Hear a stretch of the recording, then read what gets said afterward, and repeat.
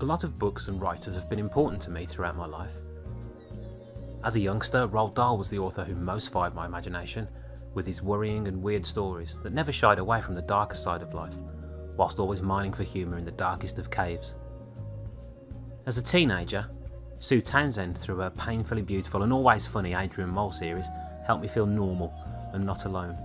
It was the first time I ever saw myself in a book. And in my 20s, Tom Robbins broadened my worldview and opened my eyes to magic, strangeness and the poetry of the mundane through his amazing stories like Even Cowgirls Get the Blues and Half Asleep in Frog Pyjamas.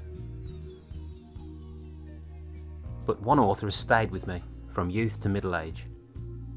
Douglas Adams' inaccurately named Hitchhiker's Guide to the Galaxy series has been a constant companion and source of love, laughter and wisdom throughout the entire 30 or so years that have passed since I first read it.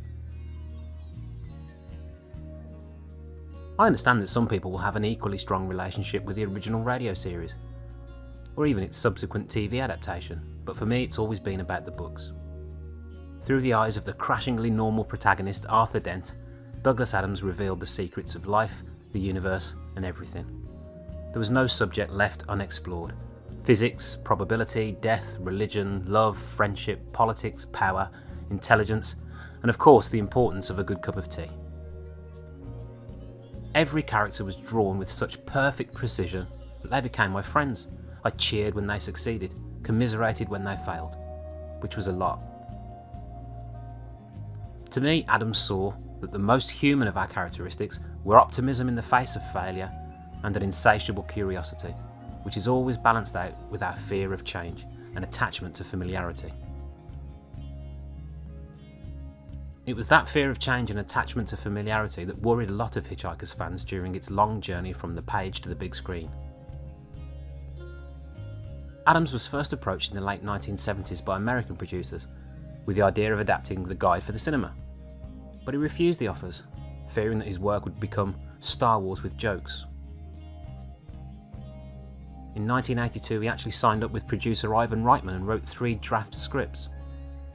A painful process of rewrites and a lack of commitment from some big stars that were initially attached to it led Adams to become disillusioned, and development hobbled along aimlessly for almost 20 years.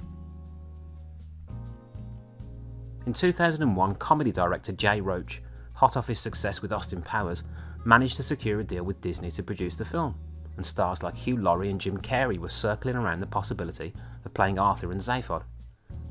Douglas produced a new script, and the movie adaptation took on new energy and purpose. Until on May the 11th, 2001, Douglas Adams made the remarkable career choice of dying at the very premature age of 49.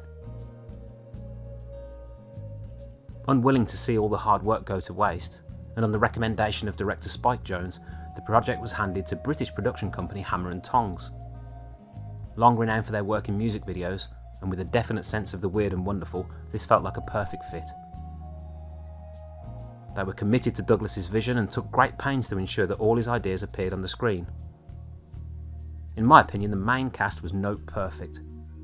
Martin Freeman as the weary and cynical Arthur Dent, Sam Rockwell as Zaphod Beeblebrox, the narcissistic and charming president of the galaxy. Zooey Deschanel captured the optimistic and adventurous Trillian brilliantly, and Ford Prefect's wise yet irreverently playful personality was in great hands with Mos Def. The rest of the cast is equally impressive. Alan Rickman, Warwick Davis, Bill Nighy, Helen Mirren, and Douglas's close friend Stephen Fry, to name but a few. What I feel we were given in this movie was a faithful and loving recreation of the world created by Douglas Adams. I could see his fingerprints all over the set and characters. The director Garth Jennings clearly cared about the material and knew how important it was to so many people. It may not have been a critical success, but for me the important thing is that it was made with heart, bravery and good intentions. As Mark Kermode regularly says, I'd rather see a film that tries and fails rather than one that plays it safe. I reread all 5 Hitchhiker's books at least once a year, and I regularly rewatch the film.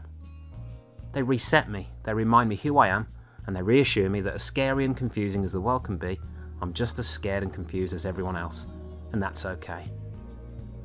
The important thing is not to panic.